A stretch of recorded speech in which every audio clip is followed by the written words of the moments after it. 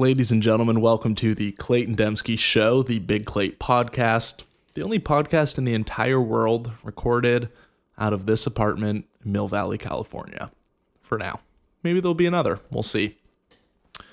Today is May 28th. It is a Thursday, and I just came back from Costco. More on that later, but my goodness, is Costco a beautiful place. We've got a real busy episode today. I've had one hell of a day, truly a beautiful, beautiful day, and a lot of notes today. Seven notes on the old list here. We'll jam through them, but it's been a great day. It's been a great week. I can't help but continue to notice the energy levels and the overall vibe in my life when I'm not smoking marijuana or using any marijuana products at all. Sleep better, feel better. I don't toss and turn in my sleep. I wake up exactly where I went to bed. Whereas if I am using, I tend to wake up with the blankets all over the place on the floor. I'll wake up upside down in the bed. I'll wake up sideways. Who knows what happens? So I must be getting good sleep because I'm knocked out and I've got energy to really push myself throughout the day. So sleeping like a baby. But let's dive into it. Like I said, busy day today. We've got a tremendous episode ahead. And we're just going to go through the list per usual, starting with number 1.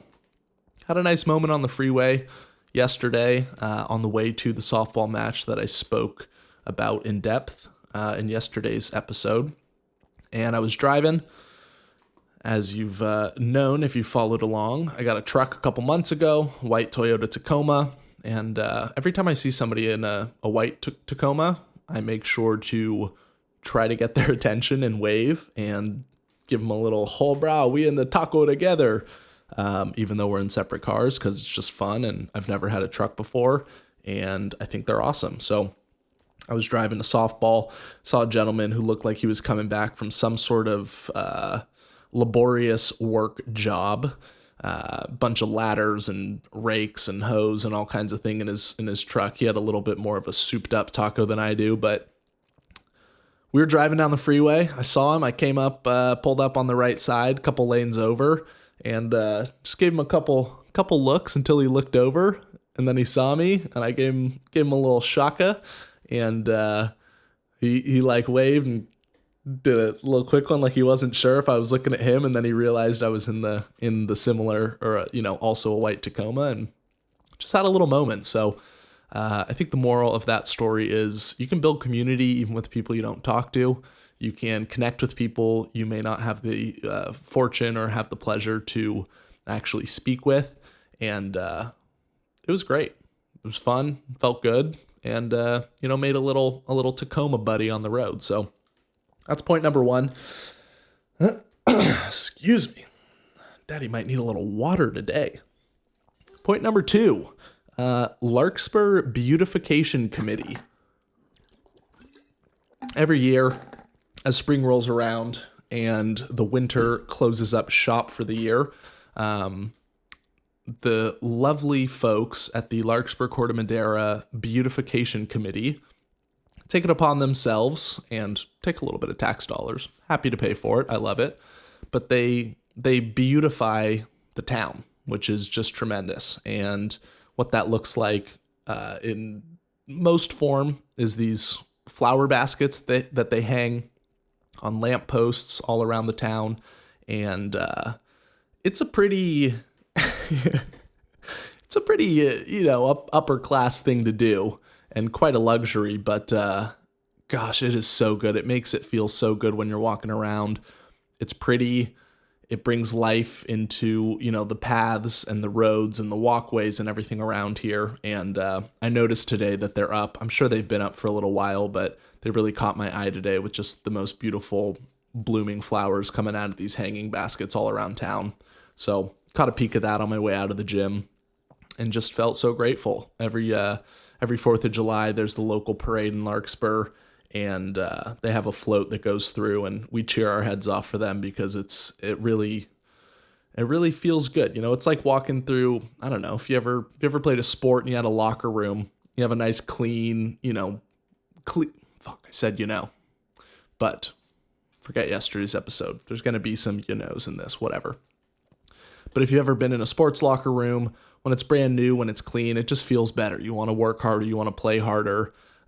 Similar to if you wash, if you wash your sheets, if you clean your room, if you clean the kitchen and then, get to go cook in it. I'm just going to give up on the, for today. It's going to happen, whatever. I've had a long day and I'm tired, but it felt good. Feels good. Makes you want to take care of the town, makes you want to pick up trash if you see it, makes you want to keep it beautiful. So I'm very grateful for it, and it's very enjoyable. So that was point number 2. We're flying through this. Point number 3, I had an insane pump at the gym today. Haven't lifted in a little while, probably like 5 or 6 days, because I've done a handful of runs. I had softball yesterday and a run yesterday. I've been walking before and after most meals. I've been walking right when I wake up to get some sunlight before I go on my phone or do anything for the day, just to get some steps in, fasted on an empty stomach. So I've been moving a lot. Not that Not that I'm avoiding the gym, but sometimes things just come up, and when the weather's nice, a lot of times I want to get outside and go for a hike instead of the gym. So got back in there today, had plenty of time, took a full hour and 45 minutes in there, basically did a whole body smasher. Started with stretch and roll out, 100 push-ups, 10 sets of core, went right into 4 sets of 8 pull-ups, superset those with some hamstring extensions, went upstairs, did some side lateral shoulder raises on the bench, seated. I did some squat and press. I did some incline dumbbell bench press.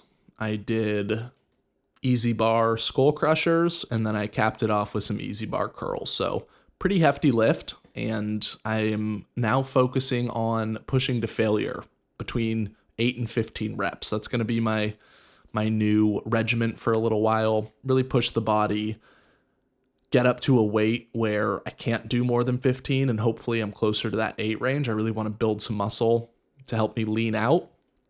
Shout out to the homie Dom Dowling on Instagram. He's taking off as an influencer and as a bodybuilder, and is just such a motivation for me. It's been awesome to watch his growth, and he's absolutely jacked, and that's where I got the idea to go 8 to 15 reps to failure and really get my struggle face on in the gym and make sure I'm pushing, because I think it's very easy to get complacent, and not in a bad way. I love again. Not in a bad way. I love going to the gym. I love working out. I love pumping, but it's quite easy to just get used to the weight you're doing and the reps you're doing, and have that pride or that ego of, I just hit 12 reps of this and that's enough. When really, if you're able to hit 12 and still have more in the tank, you should be up in the weight and cranking the reps and, not cranking the reps, but you should be upping the weight and only doing so many reps in that 8 to 15 range until you fail, and finding what weight that occurs at. So that's what I'm focusing on now, and going to try that out for a couple weeks. I'm fairly confident it's going to pay massive dividends, but it's harder objectively. You have to really accept the struggle and embrace the struggle and know that it's kind of going to suck for a lot of the sets, and that's okay. And that's going to feel very good as the weight keeps climbing and the numbers go up. So I'm looking forward to it. I think that's going to help me unlock the next level of my physique, and I'm very excited for it. And it's also going to probably make me sleep better, because I'm going to be exhausted, and it's going to be a lot of fun. So point number 3, insane pump at the gym. Felt so good and was able to take my time, which was such a blessing. On the way out of the gym, I ran into the Sour Kid, Chris Braun himself, owner and operator of Sour Kid Cafe in San Rafael. I mentioned it in yesterday's episode. Wonderful breakfast sandwiches, very good coffee. He's got pastries now. He's got Italian sodas. Does he have Italian sodas? He's got a bunch of flavor pumps for your coffees. I got a little naughty maybe a month or 2 ago in there, and got I think a hazelnut latte. Just, it's so good.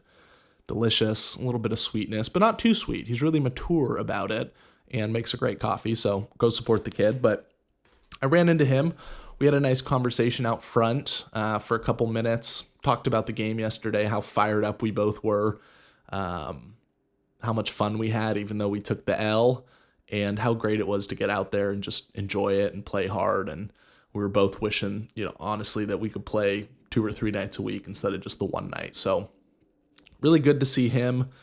He said he was inspired that I've been running because we follow each other on Strava, which is cool. So good to spread a little bit of that exercise wealth there and get someone else on their feet and running. He likes to bike. So I actually was looking up some bike chains to, I got a broken chain on my bike, but seeing him ride the bike lately on Strava has got me wanting to get back on the bike.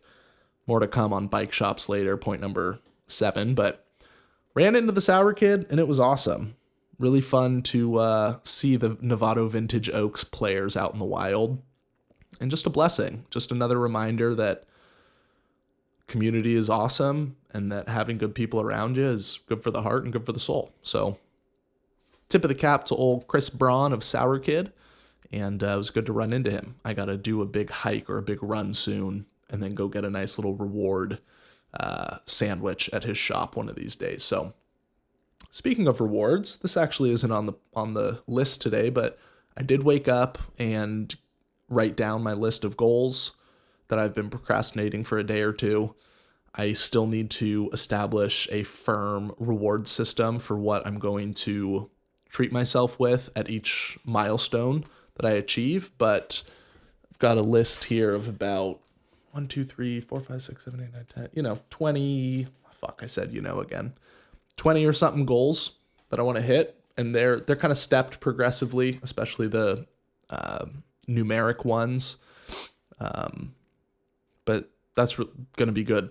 Going to be good for me. Got something to work towards, and the goals align to my dream life. So I am going to achieve all of those in due time, and internally have already achieved them. So I'm looking forward to the universe and the physical world catching up to my internal manifestations. Point number 5, taco platter and midday barbecue. Now right here, we're going on the screen. Maybe this side, maybe that side. I don't know where it's going to go. I'm going to have to edit in afterwards, but we are putting up these pictures of this taco plate I had after the gym because I was so hungry. I ate light before the gym, just a couple eggs and some leftover beans from yesterday. Had that huge pump, and also it was just a longer morning than expected, so I was real hungry by the mid-afternoon. Decided to barbecue. I had been, decided to barbecue earlier in the day. I was going to make some chicken tacos for dinner, decided to send it in the mid-afternoon, and felt very inspired, so I made some beans with it. I had guacamole in the fridge already. I made a nice pico de gallo salsa, as you'll see on the pictures that are edited in here somewhere. Mango salsa, or mango in the pico de gallo, just for a little extra oomph.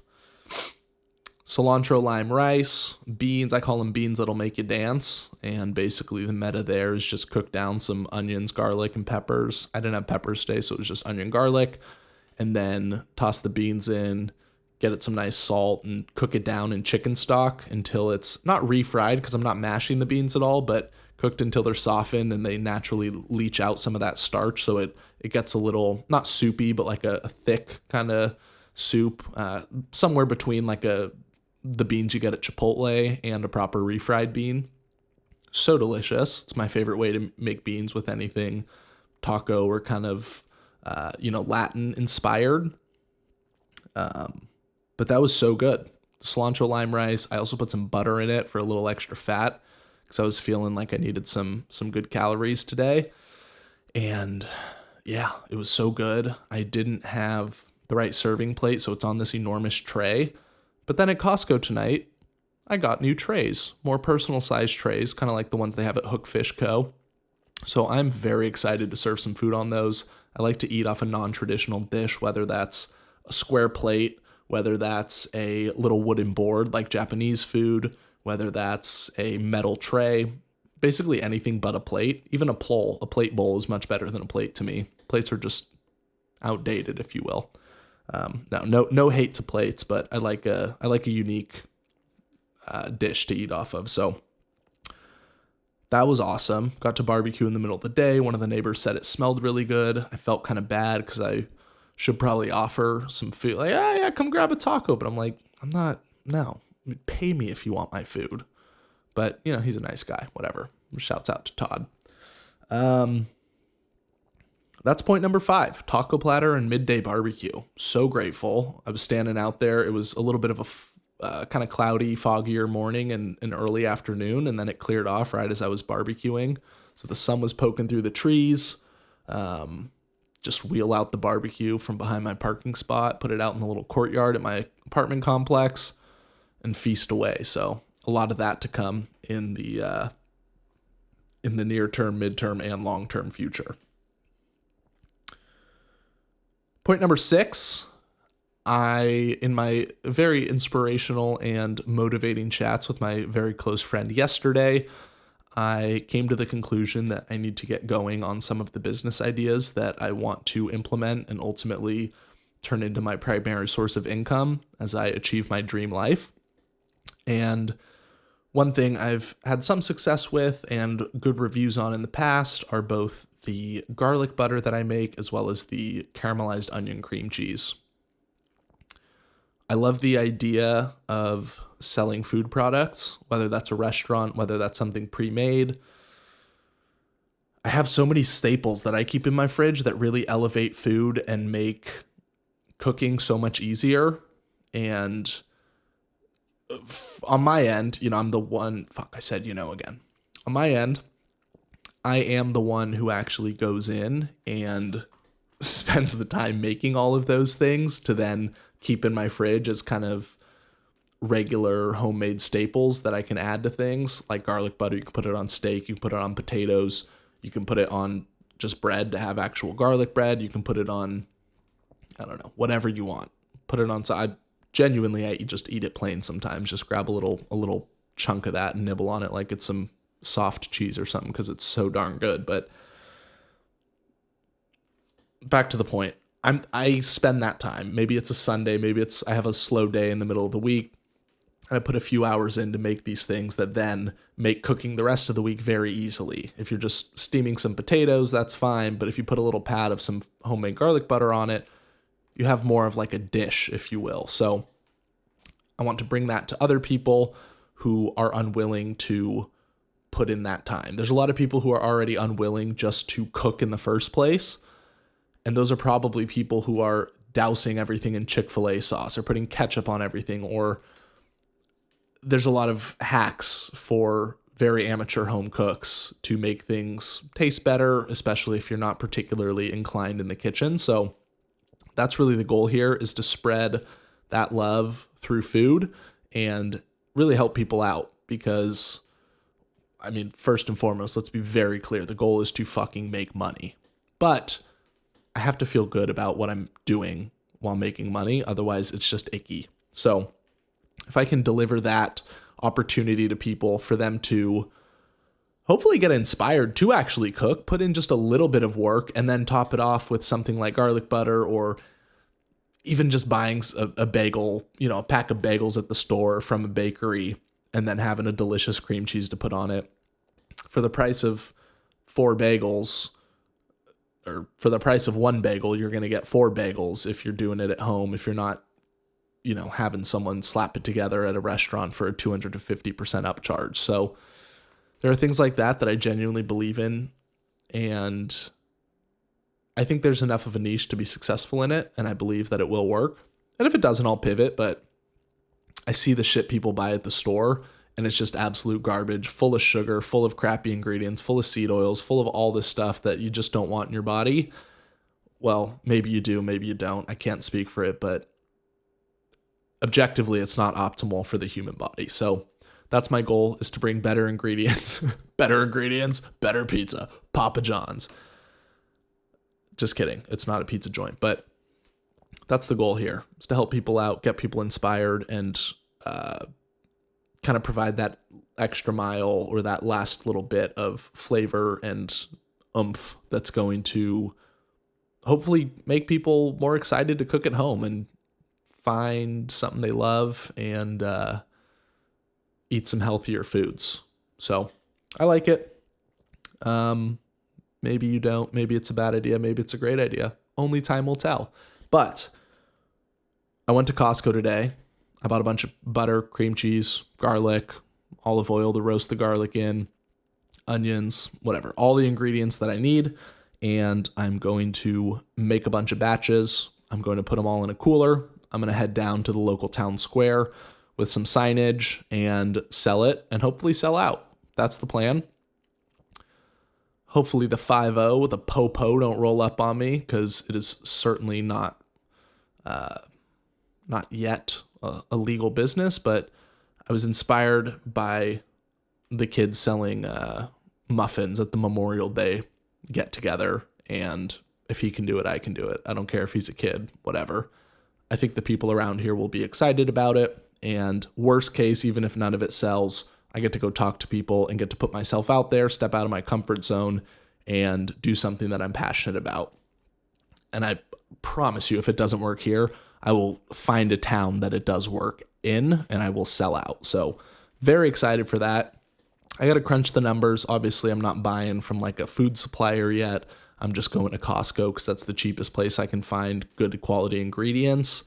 But there's a money-making opportunity, and the labor's free because I love doing it. So let's see what we can do this weekend. Saturday and Sunday, 2 big days. I'm going to print out some labels. I still need to figure out the best packaging solution, but that'll probably just be a quick trip to Smart and Final, get some containers, and get squared away there tomorrow. So very excited for that. More to come. And might make a video about it. We'll see. Might just do one to see how it goes first and then do some more videos after. But either way, fired up on that. That was point number 6. The last point I have on here was what I mentioned earlier about the bike shop. I had a friend take my bike in while I was busy one day because they were sitting around doing nothing. And they were like, sure, I'll take your bike into the shop. And it's been out of order for a couple of years now, which sounds ridiculous to say out loud, but my chain broke years ago and I had to walk the bike home, and I just never fixed it or got back on the bike. So it needs air in the tires. It might need new tires. It certainly needs a new chain because there's no chain on it right now. And my friend took it to the bike shop just to get the chain fixed. That was it. Pump the tires, chain fix. They have pumps there. You can pump it yourself. They quoted $65 to replace the chain. And when I found out that was the price, I promptly had them go back and get the bike and not give my business to that shop because, quite frankly, that's ridiculous. If I got a Trek branded 9-speed chain, which is what I need for my bike, from the Trek store itself, it would cost me $25 or $30.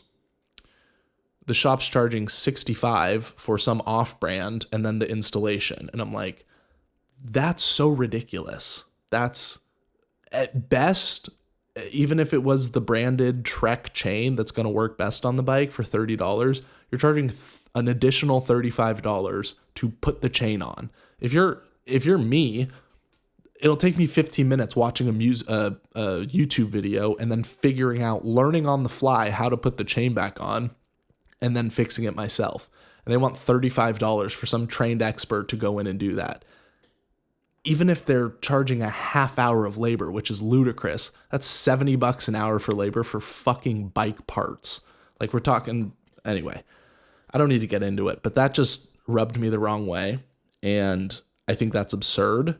And it made me think of bike shops, mechanics, all of the industries these days that are run by experts, usually aren't experts. It's some schmuck who's been doing it for like 3 months and learning on the fly as well, but needs a job, so they pay him to do it. So you're not even getting that good of care a lot of the time, and you're just getting wrecked on pricing because they assume you don't know any better. And it made me think of good business models. Oh, there's a bug. I'm going to kill that motherfucker. it made me think of good business models versus bad business, not even models, but good business versus not so good business. And it made me think of my mechanic, because my mechanic, Walter, at Richardson Automotive Services on Richardson Avenue in San Francisco is wonderful. And shout out to Walter, because he's honest and he only charges me, one, he's cheaper, right? His labor's cheaper.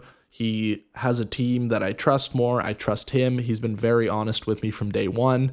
I took my truck right after I bought it to him to get what the Toyota dealership insisted needed to be done right away for safety reasons. That was going to cost me $2,000. Walter took it in for the day, looked at it, and he's like, Clayton, I don't know what they're telling you, but you don't need this right now, okay? And we could if we wanted to, but we'd be replacing a part that's still got 30-40% of its active life left in it, and that's just wasteful. We don't need to do that right now. So come back in another 1,000, 1,500, maybe 2,000 miles. We'll see what needs to be done then, if this is there yet, or if not, we'll let it ride, but you're good for right now. I'm not going to charge you for just doing work that doesn't need to be done. So, and my mom goes there. I took my old car in there for years. My car before that, he's just the man. And it made me think of the business model, or the act of doing business, and the different ways that people approach that. And I will never step foot or give $1 of business to that bike shop who quoted $65 to replace a chain. I will, however, go to Walter for anything I ever need with a car for as long as I live in the Bay Area. And I will tell my friends, I'll tell my family to go there. My brother has some work that needs to be done. I recommended Walter to him. And that's just good business. That's how it ought to be done. I feel like that's what America was built on, and we've let that slip away. And it's ironic because the more, it's kind of like dopamine and delayed gratification. The more you try and get right now, the less you get in the long run. So maybe right now you scrap $65 out of some sad sap who doesn't know anything about a bike and can't Google that a chain doesn't even cost half of that.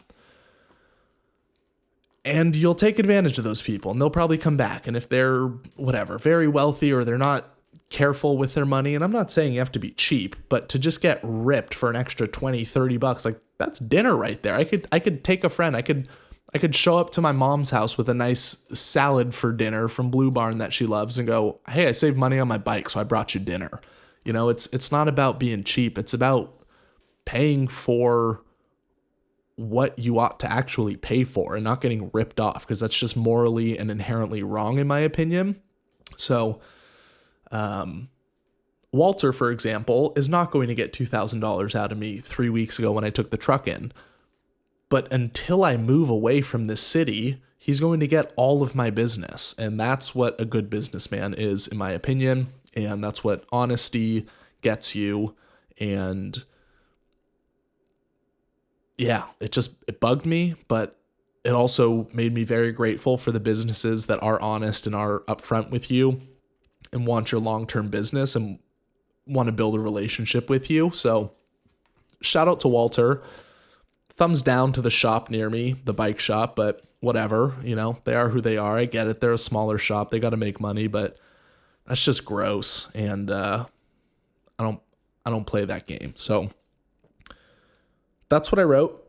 And again, I think it applies to dopamine, delayed gratification. It's like if you're on a diet, let's say, you know, because that's very poignant in my life right now, is cutting back, getting in shape.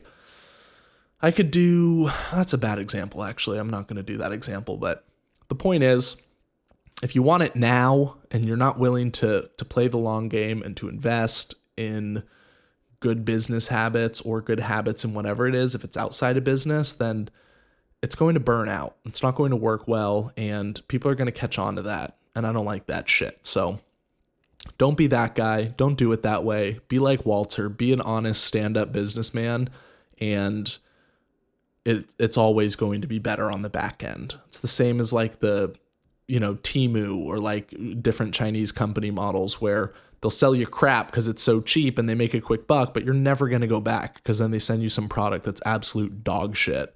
Whereas if you buy, and it's not even about China or American or wherever, it's just if you buy from a company who gives a good product, it might, I don't know, they might not make as much right away, but if you end up needing 4 or 5 of the products over your lifetime and you know you got a good one from somebody, you're going to go back. You're going to keep going back to them, and you're going to keep giving them their business because you trust them and you know them. And I like when that happens. I think of my favorite restaurants. I think of restaurants that are overpriced where you're just paying their rent because they're trendy or whatever, and you get some shit ass food and it costs you $40 for a salad.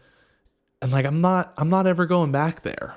But then I think of places like Taqueria San Jose and San Rafael where the food's cheap and they're not making a $28 profit on your seat each time you go in.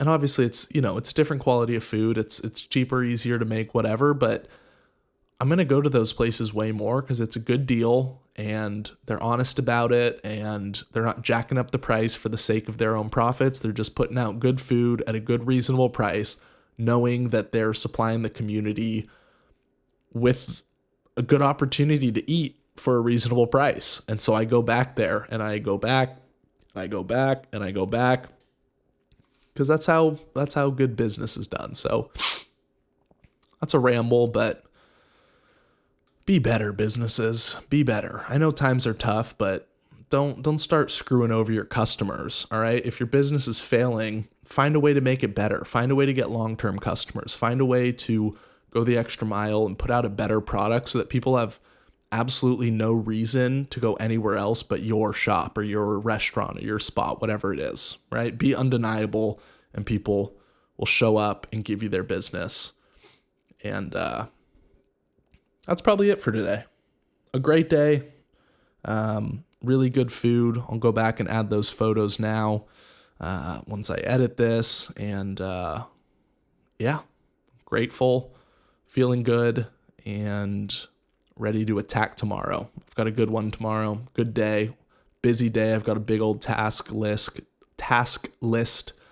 to get through, and I'm going to crush it and keep this momentum. Oh, also, I had like 60% of a Costco pepperoni pizza slice today and had to fight the demons inside of me to not get a caramel churro sundae, which wasn't that hard of a fight. I was like, there's no way I'm going to get an ice cream right now. That'd be ridiculous. But I did cave and eat a little more than half of a slice of pizza because I worked hard today. And I was also reading about how the body, I tend to cut out a lot of carbs when I cut back, and it's good for the most part. But after a big lift day and after the hiking and running I've been doing this week, I think I was due for some carbs, even if they're crappy all-purpose white flour carbs. So shout out Costco. Probably wake up inflated and inflamed and puffy tomorrow. No, I won't. I'll be good. My body's going to digest it well, but it was so good. It was so good. It was like 7:30 p.m., later end of golden hour up in Novato. Ate it on the I wasn't in the truck today. I drove my other car because hadn't driven it in a few days, and I was like, oh, better gas mileage to get up there. But I ate it on the back of the car and just looking at the sun as it was setting. So pretty immaculate spot for a $1.99 slice of pizza, and felt good. And we'll end it there. Shout out Walter. Shout out the Sour Kid. Shout out Costco. And shout out God for blessing me with this beautiful life. And that's about it. Be great. Love yourself. Love one another. Honor God. Have a wonderful night. We'll see you hopefully tomorrow if I have time. Aiming to do at least 20 podcasts a month. So that comes out to 5 per week. So maybe an off day, maybe not. I'm going to keep rolling until I get sick of it. And if I get sick of it, I'll take a day off and then get back on it. Oh, got to fix my posture. Be good. Love yourselves. Love each other. Be great. Honor God. And good night from Mill Valley, California. Godspeed.